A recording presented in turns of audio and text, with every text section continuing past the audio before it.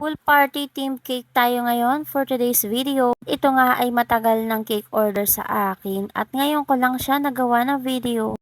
And as usual, late upload na naman tayo. Ito na yung cake. Nag-start na pala ako ditong maglagay ng dowels. Dalawa nga pala yung nilagay ko diyan.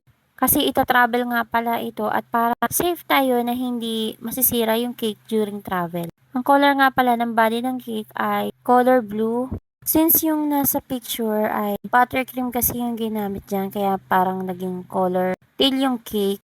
Pero yung ginawa ko, ganyan na yung kinalabasan. Nag-start ako sa sky blue, and then saka ko siya nilagyan ng food color na blue-green para mahabol ko yung cake inspiration. So, alali lang tayo sa paglalagay ng food color. And then, yung cake nga palang ito ay mayroong texture. Actually, nakailang scrape nga ako diyan. Kasi late ko na na-realize na meron palang texture yung cake. And since parang sa palagay ko wala akong scraper para doon. And na-realize ko nga pala na pwede nga pala tong brush na to. Actually, marami din ako natututunan sa kapapanood ng ibang vlogs. So, ito lang pala yung kasagutan dun sa hindi ko makita-kita na scraper. Medyo matagal din ako nag-spend ng time sa paghahanap ng scraper. At ito lang pala ang kasagutan sa problema ko. At ipinakita ko na nga dito yung sample inspiration from client. And hindi ko nga masyado nagaya yung pinaka-toppers. Aminado naman ako dyan kasi iba yung font ng word na party, pati nga yung word na pool. Pero carry lang yan as long as medyo hawig naman siya. And nag-start na rin nga pala ako maglagay ng mga toppers sa cake. Yung cake nga pala dyan, bago ako maglagay ng toppers ay chilled well. Para in case na halimbawa magkamali tayo, mamumove pa rin natin yung mga toppers. And nag-enjoy naman ako sa paggawa ng mga toppers kasi first time ko din palang gumawa ng gantong cake. Lahat po ng toppers dyan ay edible at